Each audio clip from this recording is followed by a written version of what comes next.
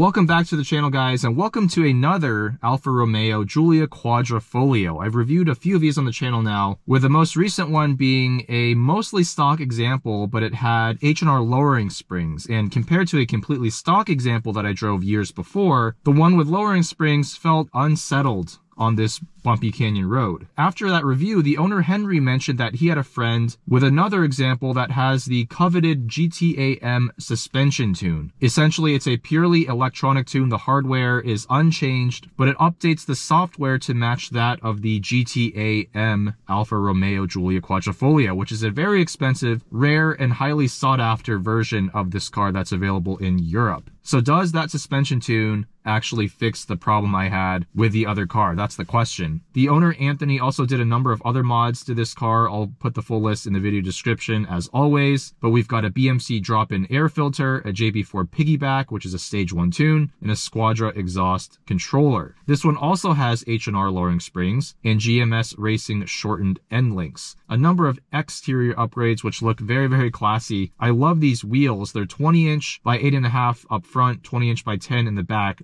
and these are from Etuners Motorsports. They're GTAm style wheels. They look basically identical to the OEM wheels, but they're inched up and they have fake center locks. So there's a cover on the wheel that actually, if you take it off, you have your standard 5-lug setup. This car is powered by the 2.9 liter twin turbocharged V6 engine. When it was stock, it made 505 horsepower, close to 450 pound-feet of torque. The car weighs around 3,700 pounds, 8-speed ZF automatic transmission, double wishbone front suspension, multi-link rear, which is very nice. And this comes with a carbon fiber drive shaft and adaptive dampers, which still work with these H&R springs. So let's take this for a drive and see if the GTAm suspension flash really makes that big of a difference. Very Italian interior. It's not the absolute best quality, but this is a 2018 model year with over 70,000 miles after all. So it is showing some signs of age, but I do like the design.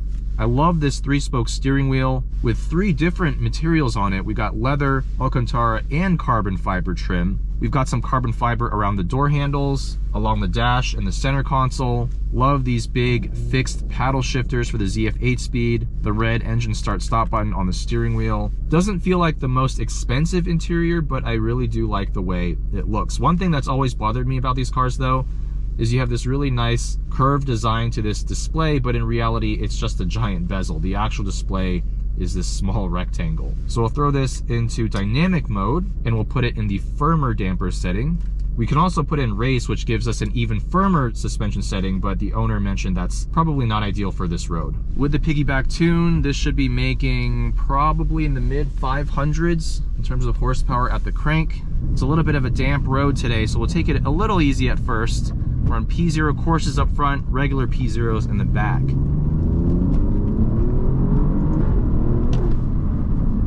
And right away, this engine just wants to get up and go. It wants to rev.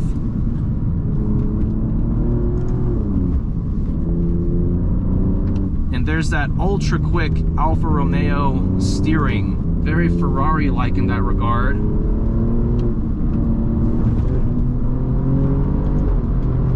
Oh, this is a fast car, no doubt about it.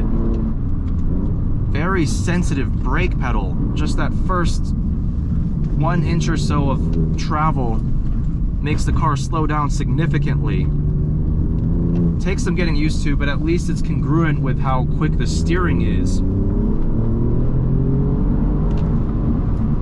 Wow. This is a nervous car. Suspension aside, we'll talk about that a little bit later.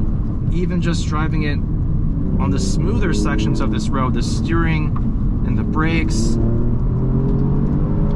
and the fact that this is rear-wheel drive and a bit traction limited, means you gotta be on your A game when you hustle this car down a road. It's not as easy to drive as that Audi RS5 Sportback I just hopped out of.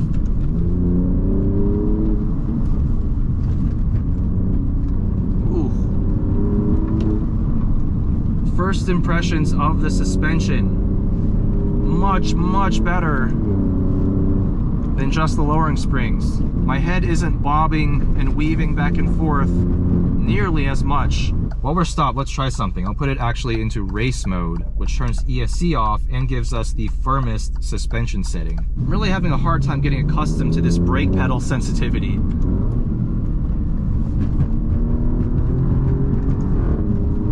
Ooh, this car is just so pointy. Oh yeah, the suspension's very firm now. A little bit more vertical motion over these bumps. Really feels like the suspension is set up for track, not this ultra bumpy canyon road. This transmission is very quick. Woo. Oh yeah, it's so sensitive to bumps.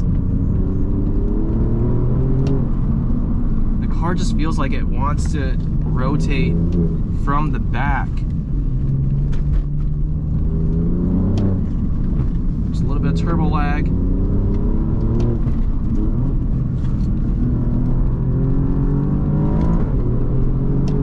Wow.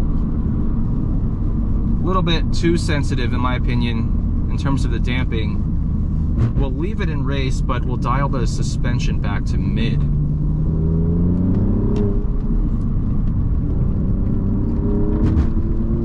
Get over how quick this steering is.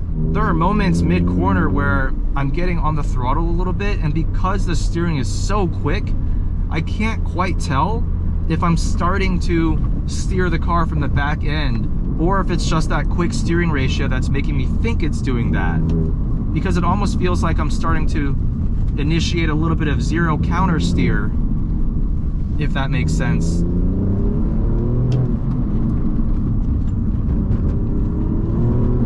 Did it just there. When I get on the throttle, it almost feels like the steering wheel is starting to straighten out. Wow. This is a car that requires you to be on your A game. It's a car that's up on its tippy toes. It's very dynamically exciting and engaging. Very unlike that RS5 Sportback, which is extremely confidence inspiring and easy to drive hard. Even though that car makes even more power than this one, it's so much easier to drive.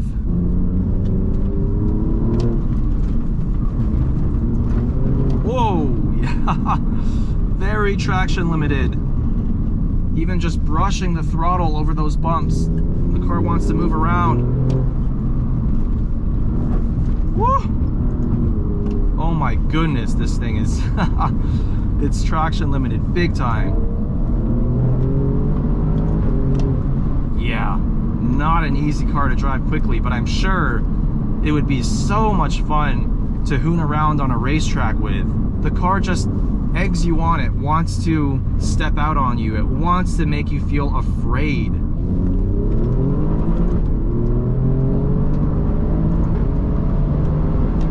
Woo.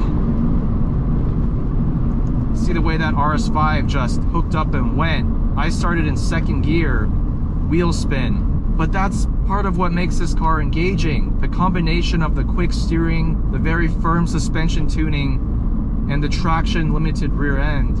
It makes my heart pump. It's a very Italian, emotional driving experience, and I love it for that. And I do think this GTAm suspension tuning has improved the overall bump absorption of the car. But it's still quite a handful. Even though I would say the damping is now objectively better, it doesn't make it any less animated. Look at that. These P-Zeros just clawing for traction and not doing a very good job at it. So much torque being sent through those rear tires. All right, let's try putting it back into drive. We'll put it into natural mode. And it does quiet down, it does become a lot more relaxed, but you still have to deal with the sensitive brakes and the sensitive steering. Ultimately, this is a car that never quite feels like it just wants to cruise. The tuning is just so aggressive, and I love it, but at the same time, do I really want that in a sedan? Something that could be daily driven? I'm not so sure. I would love to have this level of performance and overall theater in a more focused sports car. But if sports sedans are your thing, and you want something to make you feel afraid every time you put your foot down, this is pretty hard to argue with, especially since you can find these early model year quads for less than $45,000 nowadays. So big shout out to the owner, Anthony. A +1 to the GTAm suspension tune. Let me know what you think about the Alfa Romeo Giulia Quadrifoglio. Thank you guys for watching, and I'll see you very soon.